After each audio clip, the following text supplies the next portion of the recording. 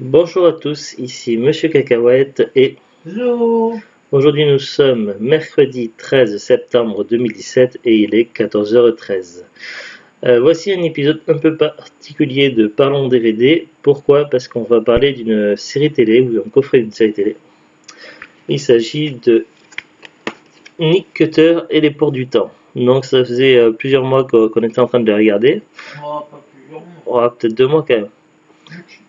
À raison d'un ou deux épisodes par jour, donc le midi et un épisode et un épisode le soir. Sauf les soirs, on regardait des films. Donc c'est une série que j'avais découvert il y a, je sais plus combien d'années maintenant, facile 6-7 ans. Ça passait sur les chaînes de la TNT. C'était surtout 2 saisons, la saison 1 et 2 qui passaient en boucle sur la chaîne de la TNT.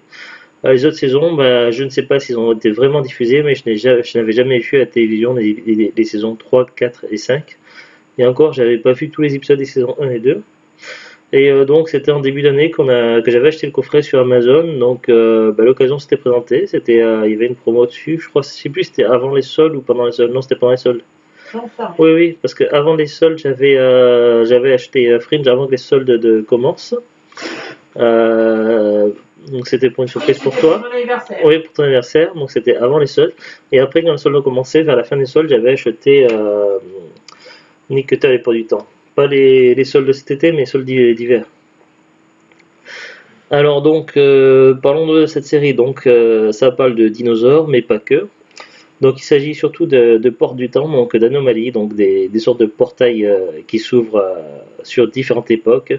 Donc, ça peut être sur le passé, donc à différentes époques, dinosaures, les Crétacés, les Jurassiques. Dans les années 1800 aussi, comme l'époque victorienne, différentes époques, et ça peut également être le futur. Un futur un petit peu apocalyptique, donc pas terrible du tout, et il y a également des créatures pas très très gentilles qui vivent dans le futur. Donc il y a une équipe qui est formée plus ou moins naturellement, donc principalement de scientifiques pour le départ. Et dans les saisons vers les saisons finales, donc les deux dernières saisons, donc il y a également des militaires qui sont rajoutés à l'équipe. Donc ils sont là pour contenir les anomalies, donc récupérer les bestioles et si possible les ramener dans leur époque vivante, si possible, en évitant de les tuer parce que tout changement au niveau du passé peut changer le présent ou le futur. Donc imaginons qu'on tue une bestiole qui était responsable de l'humanité, donc c'est un peu compliqué. Donc ils ont une tâche assez délicate à faire. Et donc au niveau du scénario, donc ben, le scénario est plutôt bon, donc ça se suit assez facilement. J'ai rien à redire. Il y a eu quelques petites incohérences et quelques petits soucis de paradoxe temporel au niveau de. Mais bon, c'est le genre de soucis que toute série qui traite à un moment donné entre le futur, le changement, le voyage dans le temps, tout ça, il y a toujours plus ou moins des paradoxes temporels. À Fringe, j'ai pas été trop gêné, mais j'ai lu des commentaires des internautes qui ont été gênés par certains passages. Dans Dragon Ball Z, par rapport à différentes époques, le voyage dans le temps, Trunks, tout ça, c'est pas évident. Donc, même dans Retour vers le futur, le phénomène des paradoxes temporels, il y a toujours ceux qui cherchent la petite bête, tout ça en cherchant bien, il y a toujours des choses qui, ma foi, ben, bon, ils ont géré au mieux ces passages-là, mais bon, personnellement, j'ai pas été gêné, donc ça se voit plutôt bien. Donc la qualité du scénario est excellente pour ma part.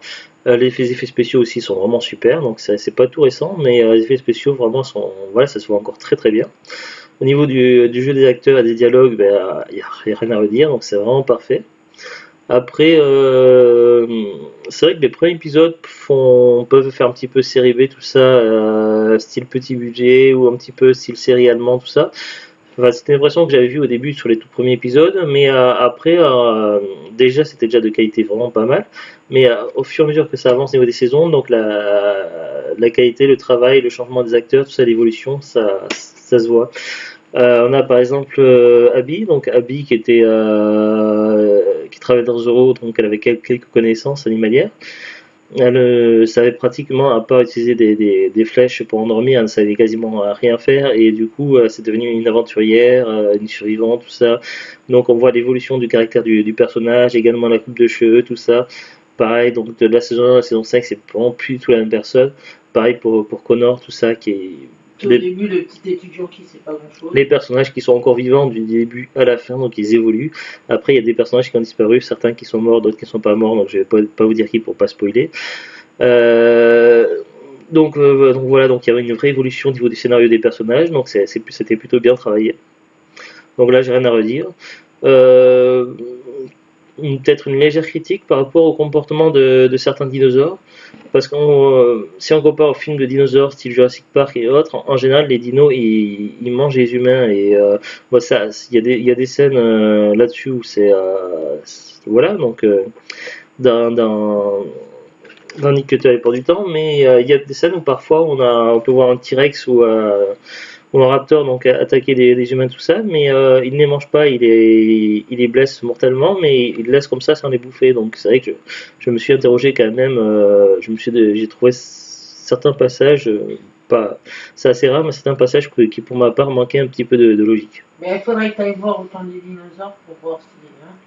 Parce que pourquoi tuer des gens si c'est pas pour les manger des dinosaures? Donc c'est vrai qu'il y a quelques passages où au niveau de la logique je me suis un petit peu posé des questions.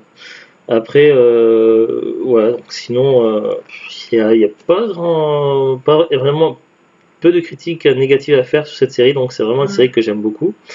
Donc j'avais acheté le coffret sur Amazon.fr, c'était les derniers stocks, mais apparemment, je crois qu'ils ont été reproduits depuis. Donc, je l'avais ouvert dans l'autre sens. Hop, donc il y a 11 DVD. Selon les épisodes, il y a plus ou moins de saisons, il y a plus ou moins d'épisodes. Donc là, on a la saison 1. La saison 1 qui comprend 6 épisodes de 50 minutes. Donc ça fait quand même pratiquement une bonne heure. Donc ça se passe en Angleterre. La saison 2, donc ici.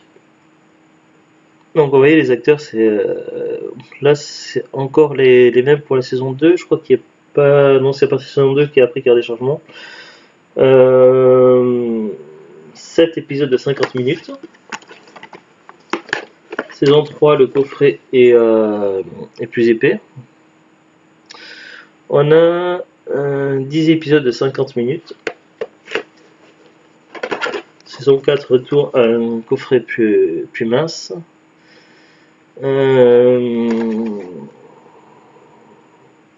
7 épisodes de 45 minutes. Là, vous voyez déjà, il y a certains passages sont encore là, d'autres non. Après, je vais pas vous dire pourquoi spoiler. Ça avait déjà un petit peu changé aussi là, à saison 3. Et saison 5. Donc celle qu'on vient de finir là tout à l'heure. Il y a 6 épisodes de 45 minutes. Donc il y a bel et bien une fin à la série. Hop, je pose les coffrets DVD à côté. Il y a bien une fin, mais donc il y a quand même un final, tout ça. Mais je me pose quand même des questions parce que sur la toute fin du dernier épisode, donc on peut se demander, donc je me demande s'ils pensaient pas faire une 6e saison et que du coup la chaîne télé qui finançait donc la série est annulée, qui n'est pas commandée la saison suivante. Parce que bon, il y a un final, mais bon, attention, un petit peu spoil. Donc, enfin, spoil léger. Il y a un personnage, donc il voit son double du futur apparaître devant lui, qui lui dit de rentrer dans son monde, dans son époque, que c'était urgent. Et du coup, ce personnage-là, du coup, quand son double disparaît, son visage, il y a des choses qui changent. Donc d'un coup, il avait pas de barbe, du coup, il y a un peu de barbe qui apparaît, tout ça. Et la série se termine comme ça, donc sur ce sorte de cliffhanger, donc je sais pas comment on appelle ça, si c'est le terme exact, donc ça se termine comme ça, donc c'est vrai que sur le coup, bon, il y a quand même une fin, tout ça, donc c'est cool, quoi, mais voilà, donc c'est vrai que sur le coup, j'aurais bien aimé qu'il y ait une saison de plus. Après, j'ai découvert qu'il y avait un spin-off, parce que cette série-là, elle est britannique, Nick Cutter, elle est pas du temps, mais il y a un spin-off qui s'appelle Le Nouveau Monde, ça allait pas du temps, le Nouveau Monde. Elle est passée sur certaines chaînes françaises apparemment, sur Sci-Fi. Il y a une édition, c'est passé à la télé en français, mais apparemment ça n'a jamais été édité en français en DVD en tout cas, uniquement en anglais. Et donc ça se passe, cette spin-off là se passe quelques années après, quelques après Nick Cutter, Les Ports du Temps. Et donc c'est pas une suite directe, c'est une suite indirecte, donc ça se passe après, c'est une série canadienne et avec d'autres acteurs, dont certains qui arrivent en guest star, dont certains que l'on connaissait de la première série qui avait un guest star en invité, mais donc voilà, c'est pas une suite directe, donc on ne saura pas par rapport à Matt, tout ça, donc on ne saura pas exactement ce qui s'était passé et pourquoi son double du futur était apparu. Autre chose, un petit fait regrettable, c'est par rapport au nom qu'ils ont donné à la série. Donc, c'est vrai que c'est un truc qui est beaucoup à la mode, c'est que pour un film ou une série ou un dessin animé, souvent on donne un nom français différent du nom d'origine et qui n'a pas toujours son sens. Je pense par exemple à les frères Scott. Les frères Scott, donc c'est le nom français de la série. Sauf que si vous avez vu la série Frescott, et bien, à un moment donné, ils sont plus là, les Frescott.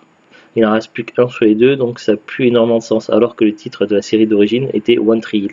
One Tree Hill qui était le nom de la ville où se passe tout ça, et c'est vrai que toute la série se passe par rapport à cette ville-là, donc le nom de la ville était plus logique. Mais ils ont voulu franciser en appelant ça les frères Scott, parce qu'on voit les frères Scott au tout début de la série. Mais après on ne les voit plus, donc du coup c'est un peu con. Au début d'une série, donc ça se fait de choisir un nom comme ça, et des fois sans faire attention. Donc par exemple le dessin animé Judo Boy, alors que le type il fait du karaté.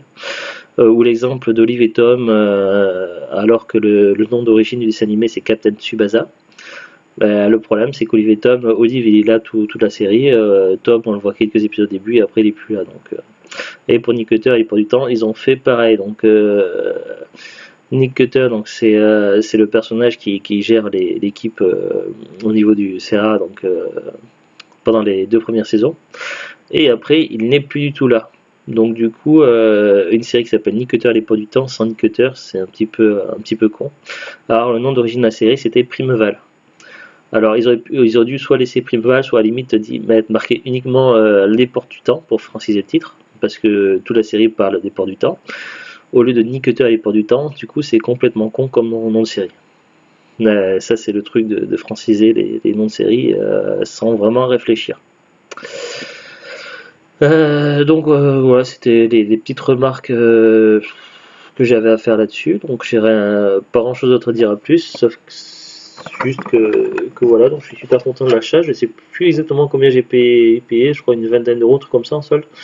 Enfin c'était vraiment pas cher, quoi. Peut-être même moins de 20 euros, je sais plus tout. Enfin, j'étais vraiment payé pas cher, donc je peux pas vous dire, j'ai plus le prix en tête. Mais voilà pour les 5 saisons, tout ça. Au niveau des bonus, il n'y a pas énormément de bonus, ça dépend des DVD après. Je regarde rarement les bonus. Après, il y a les formats des langues, le choix, les chapitres, tout ça. Mais voilà, donc nous on a surtout lancé les épisodes, tout ça, on a choisi la langue, tout ça. Donc on les a vus en VF, le doublage français est vraiment bien. Donc je sais qu'il y a des puristes qui regardent qu'en VO ou en VO STFR. Je ne pourrais pas vous dire ce que donne la VO STFR vu qu'on ne regardait qu'en français. Et franchement, la VF est vraiment super. Au niveau du doublage, tout ça, il est vraiment bien réussi. Donc c'est vrai qu'il y a des séries où les doublages sont foirés carrément complètement.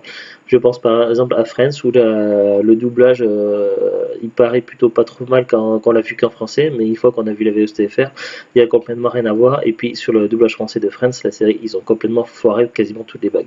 Toutes les blagues sont foirées, les jeux de mots, ça a été complètement massacré de doublage français et vraiment raté de chiraté pour la série Friends. C'est pour ça que cette série, je préfère la regarder en VOSTFR. Donc mais pour Nick Cutter et pour du temps, donc je n'ai pas vu ni en VO ni en VOSTFR, donc tout ce que je peux dire c'est que la VF je la trouve ma foi assez excellente et plutôt bien d'accord avec les personnages au niveau des voix, du timbre des voix, tout ça. C'est le doublage pour moi il est vraiment excellent.